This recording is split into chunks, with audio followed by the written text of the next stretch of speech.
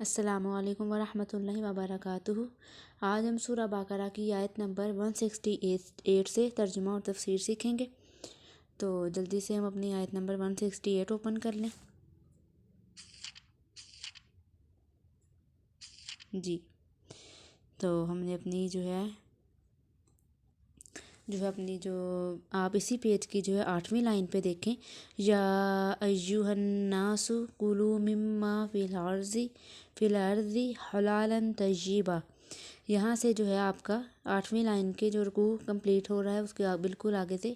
یا ایہا الناس، یہاں سے آج آپ کا ترجمہ اور تفسیر سٹارٹ ہو رہا ہے۔ تو جلدی سے ہم سٹارٹ کرتے ہیں۔ اعوذ باللہ من الشیطان الرجیم، بسم اللہ الرحمن الرحیم۔ یا ایہا الناس، اے لوگو، کلو کھاؤ، مما وہ جو کہ فی الارض زمین میں، حلالا طیبا حلال پاکیزہ، ولا تتبعوا اور نہ تم پیروی کرو، خطوات الشیطان شیطان کے قدموں کی، انہ لکم عدو مبین بے شک وہ تمہارا واضح دشمن ہے،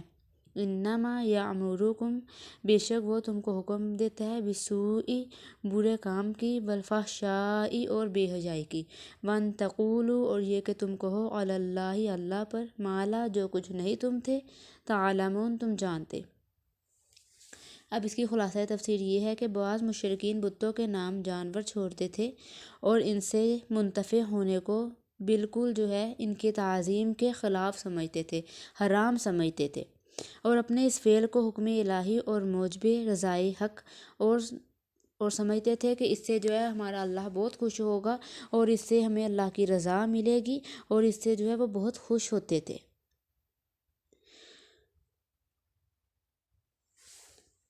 اور وہ سمجھتے تھے کہ اللہ کے پاس یہ ہماری شفاعت بھی کریں گے، اور بتوں کے پاس بالکل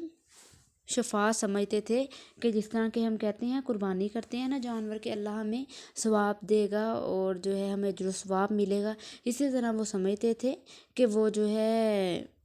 ان کے جو بت ہیں، ان کے بتوں کے نام پہ جس کو وہ اپنا خدا مانتے تھے کہ اس کے لیے یہ قربانی کرتے ہیں اور اس کو جانور کو ویسے ہی چھوڑ دیتے ہیں اور وہ ویسے ہی وہ پھرتا ہے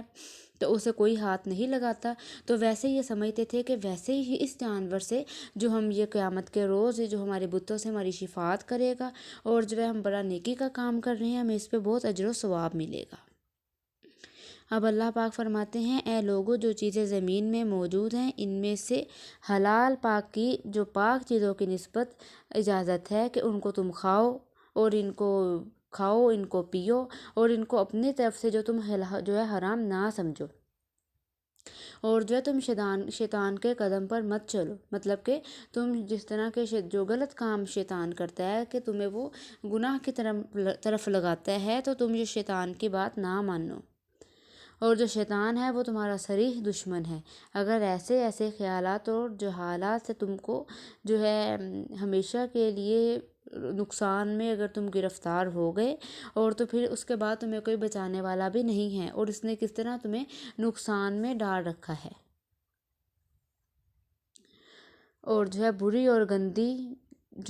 بات چیزوں سے ان سے رک جاؤ، اور یہ تمہیں بری چیزوں کی حکم دیتے ہیں، جو شیطان تمہیں جس برائی کی طرف لگاتا ہے، اور تم اس برائی کی طرف نہ لگو۔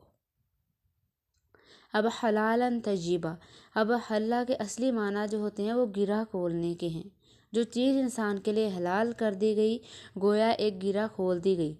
اور پابندی ہٹا دی گئی۔ حضرت سہل بن عبداللہ رضی اللہ تعالیٰ عنہ فرماتے ہیں کہ نجات 3 چیزوں میں منحصر ہے: حلال کھانا، فرائض ادا کرنا، اور رسول اللہ صلی اللہ علیہ وآلہ وسلم کی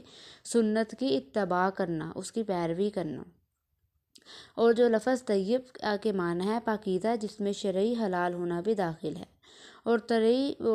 طبعی طور پر مرغوب ہونا بھی۔ اب خطوات، یہ خطوہ کی جمع ہے، اتنی مقدار کو خطو کہتے ہیں جو دونوں قدموں کے درمیان کا فاصلہ ہے۔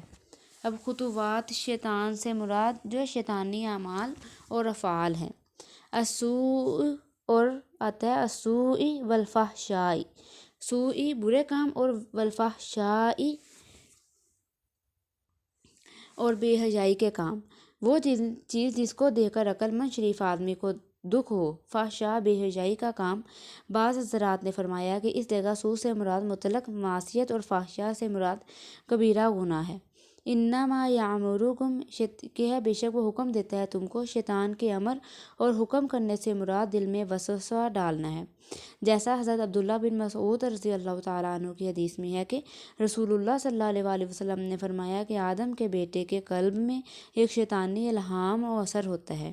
اور دوسرا جو ہے فرشتے کی طرف سے شیطانی وسوسے کا اثر یہ ہوتا ہے کہ برے کام کرنے کے لیے فوائد اور مصالح سامنے آتی ہیں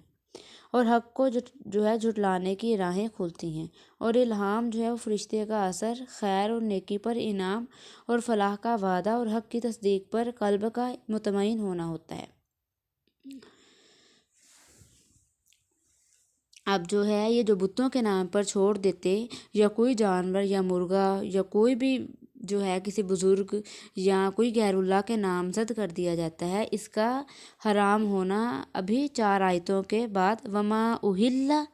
بہ لغیر اللہ کے تحت آنے والا ہے۔ ٹھیک ہے، کہ اس کے علاوہ جو اللہ کے علاوہ کسی کے نام پر قربانی چھوڑ دیتے ہیں تو وما اہل بہ لغیر اللہ، اور جو کچھ وہ حلال کر دیتے ہیں اس کے ساتھ غیر اللہ کے لیے۔ اب اس آیت میں ہے یا ایھا الناس میں ایسے جانور کے حرام ہونے کی نفی کرنا منظور نہیں جیسا کہ بعضوں کو شبہ ہو گیا، بلکہ مقصد اس فعل کی حرمت اور ممانعت ہے کہ غیر اللہ کے تقرب کے لیے جانوروں کو چھوڑ دینا، اور اس کو جو ہے سمجھنا کہ اس سے ہمیں برکت ملے گی، ہمیں اجر و ثواب ملے گا، اور اس طرح کا بھی سوچنا یہ بالکل ناجائز ہے، اور اس پر بھی سخت اور جو ہے حرام ہے۔ بالکل جب حرام ہے تو گناہ بھی اس پر بہت بڑا ہے، کبیرہ گناہ ہے۔ اور بلکہ اللہ نے جو تمہیں کھانے کی چیزیں تمہارے لیے حلال کی ہیں، اللہ کے نام پر ذبح کرو، اور اللہ کے نام پہ ذبح کر کے جیسے مرضی تم اس کو کھاؤ پیو۔ اب اس سے یہ بھی معلوم ہوا کہ اگر کسی شخص نے جہالت یا غفلت سے کسی جانور کو کسی غیر اللہ کے ساتھ نامزد کر کے چھوڑ دیا تو اس کی توبہ یہی ہے کہ اپنے اس خیال حرمت سے رجوع کرے اور اس فعل سے توبہ کرے، تو پھر اس کا گوشت حلال ہو جائے گا۔